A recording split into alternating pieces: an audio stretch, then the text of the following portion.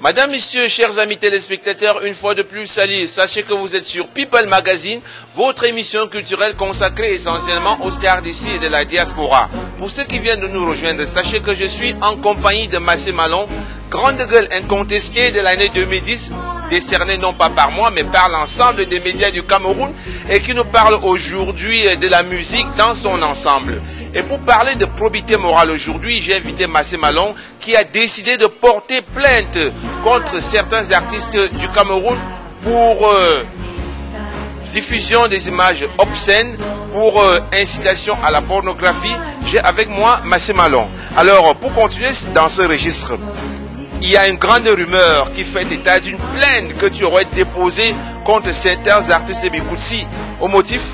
Ben, le motif est simple, la plainte est encore en train de se constituer et j'aimerais avoir à mes côtés beaucoup d'autres Camerounais que je côtoie au quotidien, que je consulte. J'aimerais avoir à mes côtés les députés de la République parce que je suis en train de consulter individuellement les députés de la République parce que j'ai une démarche légaliste, je respecte les institutions de la République. Et il se trouve que la loi camerounaise à son article 60, 64, 274 réprime l'atteinte à la pudeur, l'atteinte aux bonnes mœurs et bien évidemment les publications obscènes. Mais la couleur musicale que l'on nous présente aujourd'hui, je voudrais vous faire juste une petite photo, vous imaginez, sur les mêmes pancartes où on a vu le sommet France-Afrique, Africa 21, on s'est retrouvé un beau matin avec un individu torse nu. Et véritablement un torse hideux en plein poste central, franchement, ce n'est pas une image belle à voir. Et comme nous parlons beaucoup plus des femmes dans le Bikoussi, j'estime que Katino, dont le nom n'est pas très loin de la pornographie, a contribué à pervertir cette musique. Et donc, je vais porter plainte contre Katino.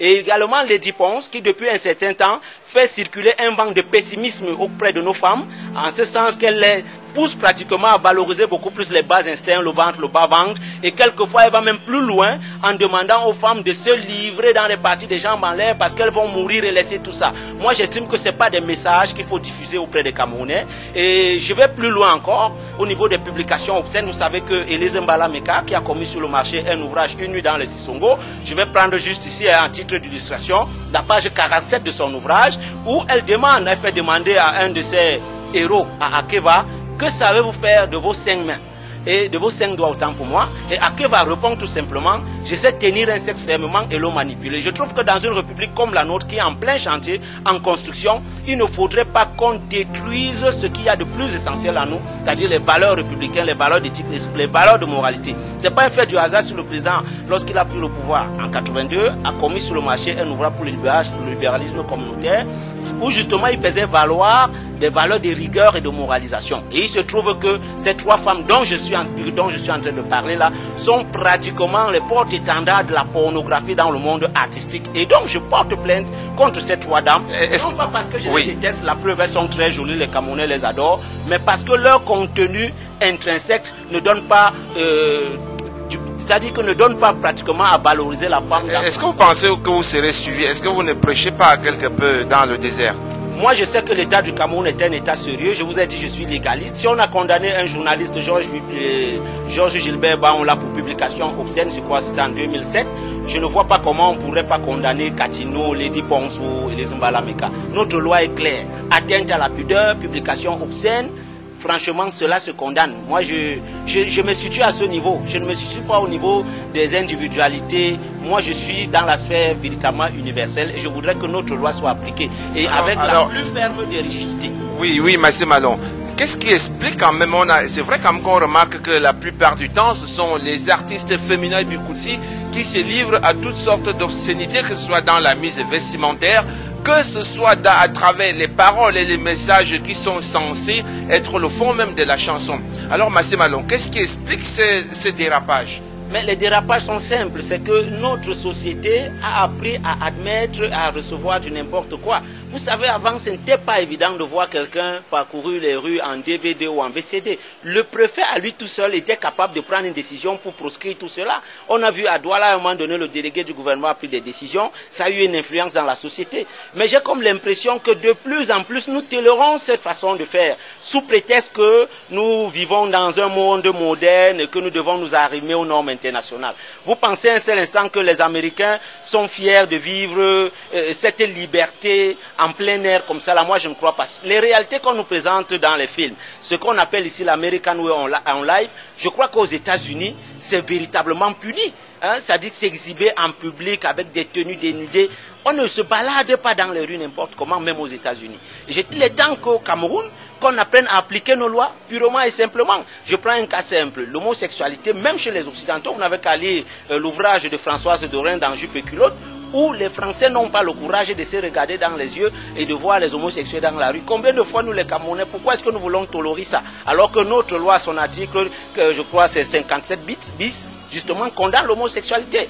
Idem pour les femmes, qui à travers leurs vidéogrammes, à travers les affiches publicitaires que l'on voit partout, je vais prendre le cas par exemple de Majoa Aïe, qui s'est dit une intellectuelle, elle a commencé sa musique, elle était vêtue tout de rouge. Vous savez, le rouge, c'est des couleurs généralement des prostituées. Ça encore, on peut l'en excuser. Alors, je veux comprendre qu'elle est aussi dans la liste. Mais elle n'est pas très loin d'être dans la liste parce que justement, moi, j'ai préféré prendre les ténors. Je trouve qu'elle est encore infantile dans sa démarche. Il n'y a pas encore une rigueur véritablement ténébreuse dans sa façon de travailler. Alors, vous parlez de sa tenue vestimentaire qui avait la couleur rouge au départ? Sa tenue vestimentaire qui avait une couleur rouge émoulante au départ, qui renvoyait véritablement à l'exotisme et à l'érotisme autant pour moi. Et elle nous revient d'Europe après un petit voyage où pratiquement elle est transfigurée et on a comme l'impression qu'elle était à faire un stage de fille de rue. Et quand elle nous revient, c'est des tenues pratiquement de call girl de Bois de Boulogne. Et avec cette tenue de call girl, je vous assure, vous n'avez qu'à voir les affiches. Nos enfants sont ébobis à l'infini chaque fois qu'ils passent dans les rues et qu'ils regardent les affiches de Majoa Aïe. Moi, je crois que ça, c'est des publications obscènes qui doivent être condamnées par l'État du Cameroun. Et notre loi est claire à ce sujet.